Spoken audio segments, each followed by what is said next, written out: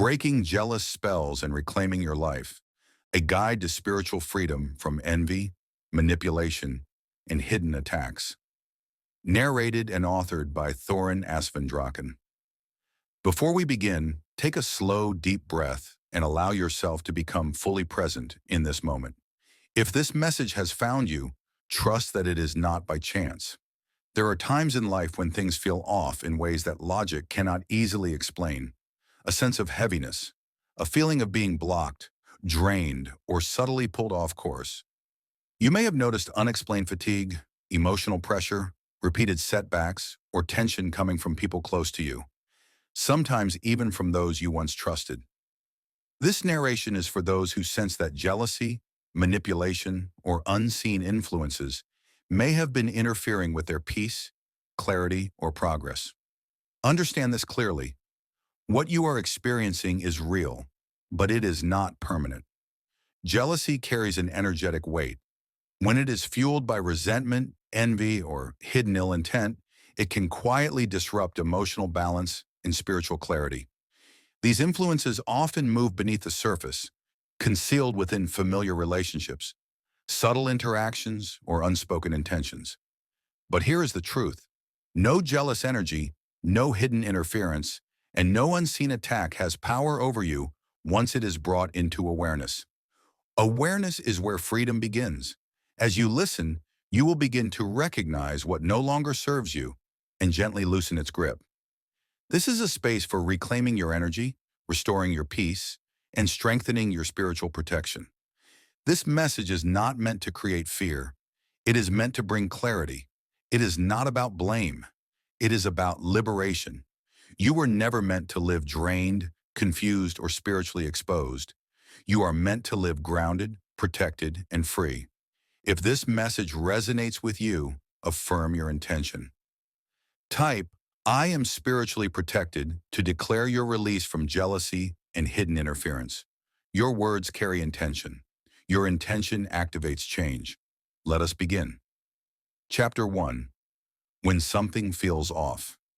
There comes a moment, sometimes quiet, sometimes unavoidable, when you realize that something doesn't feel quite right. Nothing dramatic has happened. Nothing has completely fallen apart. But inside there's a subtle shift, a heaviness you can't fully explain, a sense that you're pushing harder than you should have to, a feeling that life is asking something of you, and you're not sure what it is yet. This chapter is about acknowledgement. Not fixing, not judging, just noticing. Because awareness is always the first doorway to change. You might recognize this imbalance in small ways at first. Emotional heaviness that lingers longer than usual. Moments where joy feels muted, even when things are fine. You wake up tired, even after sleeping. Your body feels tense for no clear reason. Sometimes it shows up as repeated obstacles. The same conversations looping, the same frustrations resurfacing, the same doors closing just as you approach them. It's not punishment, it's not failure, it's information. Your inner world is trying to get your attention. Relationships may feel different too. Conversations that once flowed now feel strained.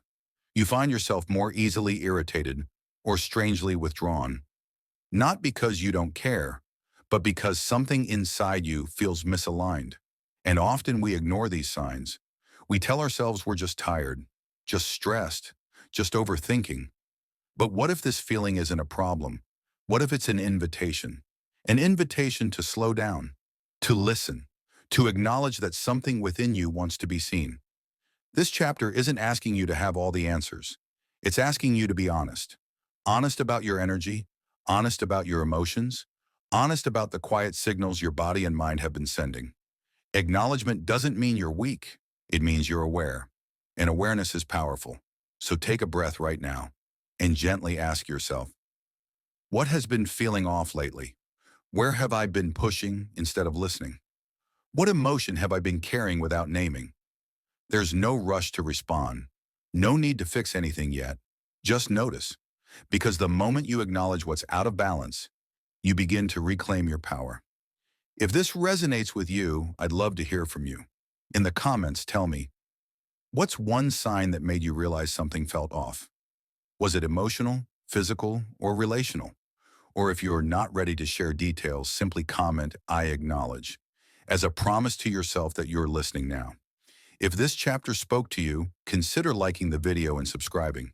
The next chapter will explore what happens when you stop ignoring the signs and start responding with intention. Until then, be gentle with yourself. Acknowledgement is the beginning. Chapter 2, Understanding Jealous and Envious Energy. There's a kind of energy we don't like to admit to, not because it makes us bad, but because it makes us uncomfortable. Jealousy, envy, comparison, resentment. These emotions often live in the shadows of our awareness, quietly influencing how we feel, how we act, and how we relate to others, without us even realizing it. This chapter isn't about shame, it's about understanding, because what we don't acknowledge, we project. Jealous energy doesn't always show up as obvious bitterness. Sometimes it's subtle. It can look like dismissing someone else's success, feeling irritated when good things happen for others, withdrawing when comparison makes you feel less than, or quietly resenting people who seem to have what you want. And here's the truth. Almost everyone experiences this at some point. Jealousy isn't a flaw, it's a signal. It often points to unfulfilled desires, unmet needs, or parts of ourselves that are asking for growth. But when this energy goes unnoticed, it begins to shape our behavior. We might become passive-aggressive, emotionally distant, overly critical, or overly self-critical. And in relationships, jealous or envious energy can quietly erode trust. You might feel defensive without knowing why, tense in certain conversations, triggered by specific people, especially those who reflect something you want, fear, or feel denied of. What's important to understand is this: energy moves before words do. People can feel resentment even when it's unspoken. They can sense comparison even when it's hidden behind a smile. And the most powerful realization is this: jealous energy affects you more than anyone else. It weighs down your emotional state, clouds your intuition, keeps you focused on what's missing instead of what's possible. But when you bring awareness to it, everything shifts. Instead of asking, "Why do they have that?" you begin asking, "What does this reveal about me? What do I want more of? What part of myself feels overlooked? What desire have I been afraid to admit?" Jealousy becomes information instead of poison. It shows you where growth is waiting. And when you acknowledge it without judgment, the energy loses its grip. You stop projecting outward. You start reclaiming inward. So take a moment right now and reflect. Is there someone whose success triggers you? Is there a comparison you keep returning to? Is there resentment you've been carrying quietly? You don't have to fix it today. Just notice it, because awareness breaks unconscious patterns.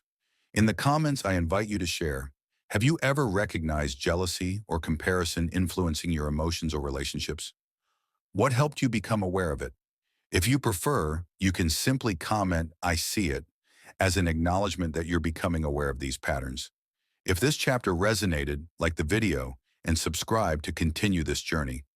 In the next chapter, we'll explore how unspoken emotions can turn into energetic blocks and how to begin releasing them. Until then, remember, understanding your emotions doesn't weaken you. It frees you. Chapter 3. Awareness is the first release. There's a quiet truth that changes everything once you realize it. You don't have to fight what's been weighing on you. You don't have to force healing. You don't have to fix yourself. You only have to see clearly. Because awareness, real, honest awareness, is the first release. So much of what shapes our emotions, our reactions, and our energy operates beneath the surface. Unnoticed, unquestioned, automatic. Patterns repeat because they're unconscious. Triggers feel overwhelming because they're unnamed. Emotions feel heavy because they've been hidden. But the moment something is brought into awareness, its grip begins to loosen. Not all at once. Not dramatically, but gently, naturally. Awareness creates space. When you notice an emotion instead of becoming it, you regain choice. When you observe a thought instead of believing it, you regain clarity. When you recognize an energetic influence instead of reacting to it, you regain control. This is why awareness is not passive, it's powerful. Hidden influences, like resentment, comparison, fear, or self-doubt, lose strength when they're seen. They thrive in the dark. They weaken in the light. And this doesn't mean judging yourself for having them. It means saying, I see you. That alone begins the release. You might notice that once you acknowledge a pattern, it no longer feels as heavy. A trigger doesn't last as long. An emotion passes more quickly. A reaction softens before it turns into action. This is clarity returning, not because life suddenly changes, but because you do. Awareness reconnects you to your inner authority. Instead of being pulled by unconscious habits, you start responding with intention. Instead of feeling controlled by emotions, you begin working with them. And over time, this practice restores trust in yourself. You realize you don't need to suppress, avoid, or overanalyze your inner world. You simply need to witness it honestly. So pause for a moment right now. What pattern have you recently become aware of? What emotion feels lighter now that you've named it? What influence no longer feels as powerful because you finally saw it? That shift, that subtle exhale, that's release beginning. In the comments, I invite you to write, I am aware. Not as an explanation, not as a story, but as a declaration, a signal to yourself that you're seeing more clearly now. If this chapter resonated, like the video and subscribe to continue the series. The next chapter will explore how awareness naturally leads to choice and how choice reshapes your energy and direction. Until then, remember, you don't have to push anything away. Awareness is already doing the work. Chapter 4, Emotional and Energetic Attachments. Some connections don't end when the conversation does. Some relationships continue to live within us, in our thoughts, in our emotional reactions, in the energy we carry day to day.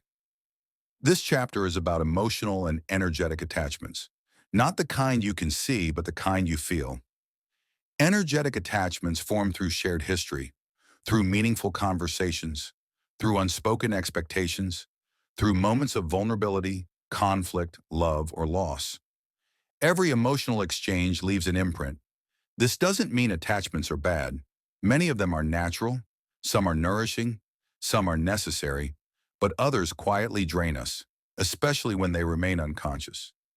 You might notice this when someone crosses your mind long after they've left your life, when certain names still trigger emotion, when you replay old conversations, wondering what you should have said, or wishing you'd been understood. Sometimes the attachment isn't to a person, but to a version of yourself you were around them, or to an expectation that was never fulfilled. Words hold energy. Promises do too. So do disappointments.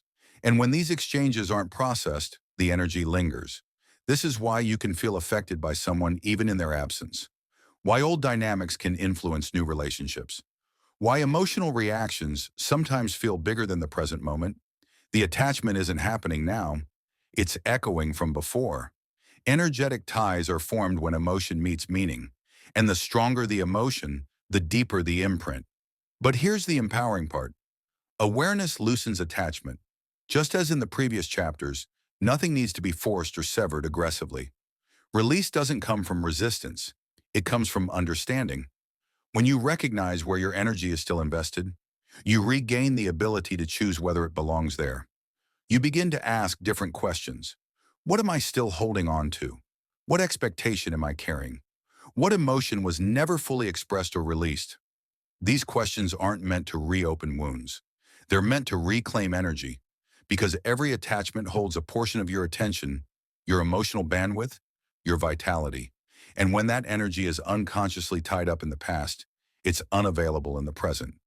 So pause for a moment. Is there someone you feel emotionally tethered to, even without contact? Is there a dynamic you keep revisiting internally? Is there an old version of yourself you haven't fully let go of? Not to judge, just to notice. This noticing is how detachment begins, not through disconnection, but through clarity. In the comments, I invite you to write these 3 words, I am present. A reminder that your energy belongs here, now. Or if you feel called, share what helped you realize where your energy was still attached. Your experience may help someone else feel less alone. If this chapter resonated, like the video and subscribe to continue the journey. In the next chapter, we'll explore how reclaiming your energy opens space for emotional freedom and renewed direction. Until then, remember, you don't have to erase your past to free your energy. You only have to bring it back to yourself. Chapter 5, Clearing Hidden Interference. Not all interference is loud.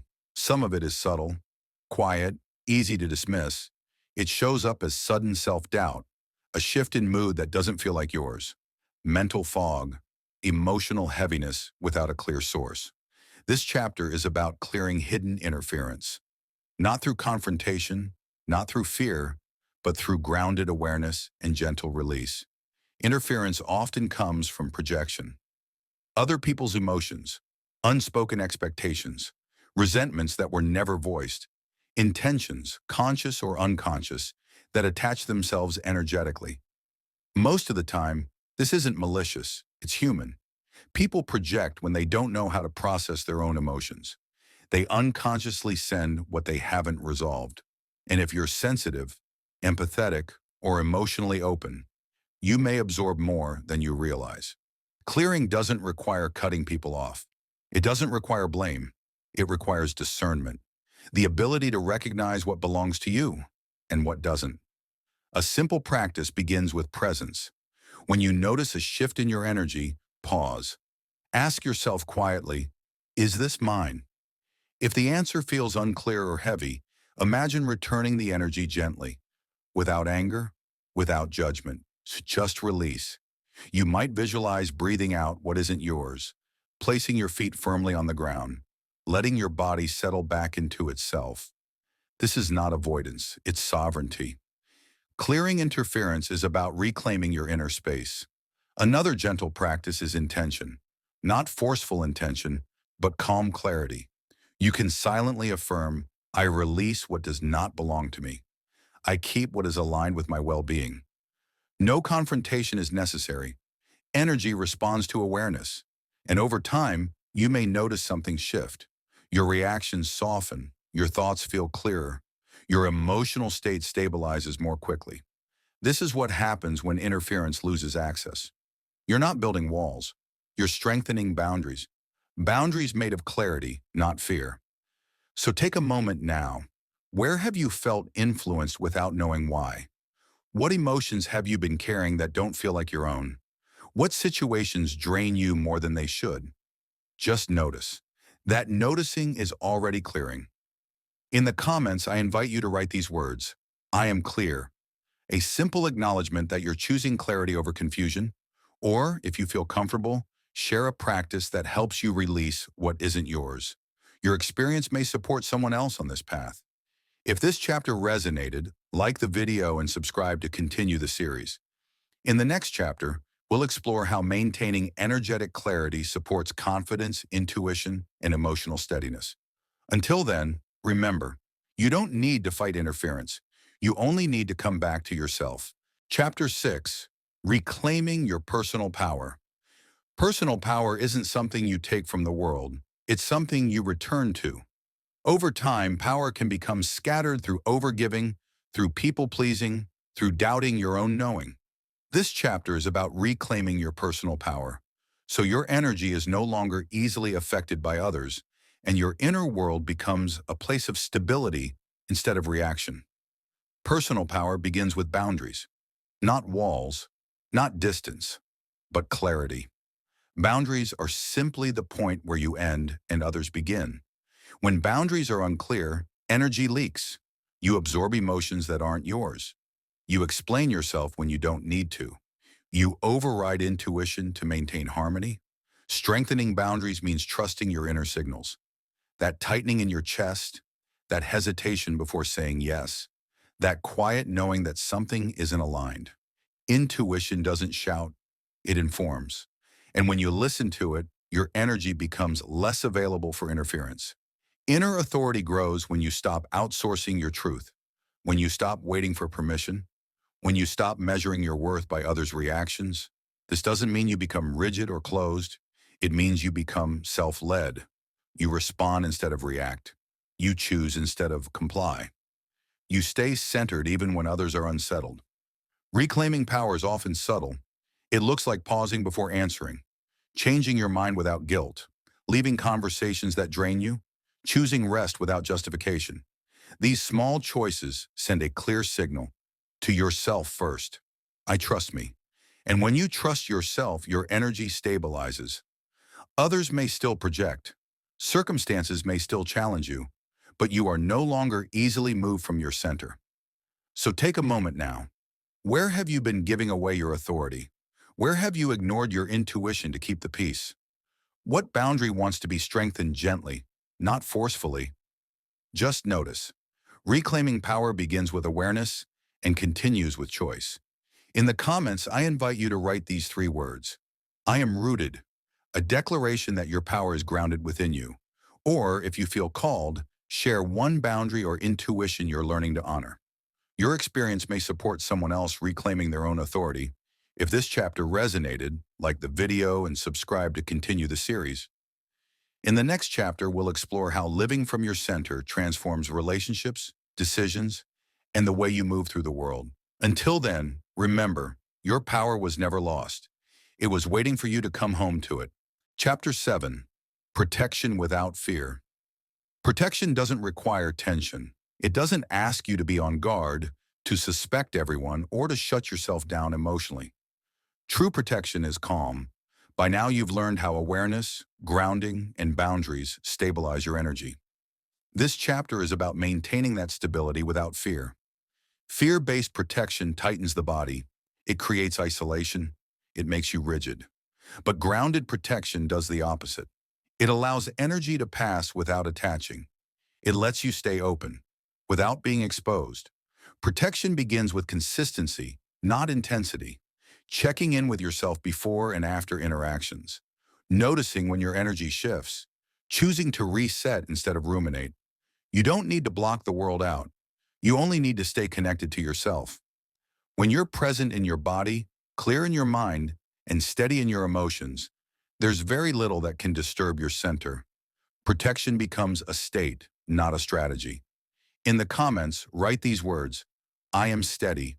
A reminder that calm presence is your strongest protection. Or share what helps you stay open without feeling drained. Chapter 8. Healing relationships while staying clear. Healing doesn't always mean staying close. Sometimes it means changing how you show up. This chapter is about remaining compassionate while disengaging from dynamics that no longer support your well-being. You can care without caring. You can understand without absorbing. You can forgive without re-entering harm. Clarity allows you to see relationships as they are, not as you wish they would be. Staying clear means honoring your limits even when love, history, or obligation is present. This isn't coldness. It's emotional maturity. When you stop over-explaining, over-fixing, or overextending, relationships either adjust or reveal their true nature. And either outcome brings peace. Healing happens when you choose yourself without closing your heart. In the comments, write these 3 words. I am compassionate, or if you feel called, share how you've learned to care without losing yourself. Chapter 9. Living grounded, clear, and free. Clarity isn't something you visit. It's something you live. This chapter is about integration, bringing everything you've learned into everyday moments. How you speak, how you listen, how you rest, how you choose. Living grounded means you're less reactive. Living clear means you're less confused. Living free means you're no longer weighed down by what isn't yours. You trust your responses. You move at your own pace. You stop carrying emotional residue from every interaction. Life becomes simpler, not because it's perfect, but because you're present. Freedom isn't escape, it's alignment. In the comments, write these words. I am free, or share one small way. Clarity has changed how you move through your day. Chapter 10. Maintaining spiritual balance. Balance isn't achieved once. It's practiced gently, daily. This final chapter is about sustaining alignment, not through effort, but through awareness. Simple habits matter. Grounding in the morning, clearing at the end of the day. Noticing when you're off-center and returning without judgment. Spiritual balance isn't about being elevated all the time. It's about being real, rooted, and responsive. You stay aligned by listening to your body, to your intuition, to your energy. And when you drift, you come back again and again. That is empowerment. In the comments, write these words, "I am aligned," or share a daily practice that helps you stay centered and protected. If this series has supported you, like the video, subscribe, and share it with someone who may need a steadier path forward. Remember, you don't need to be guarded to be protected. You don't need to harden to be strong. You only need to stay connected to yourself. You are grounded, you are clear, you are free.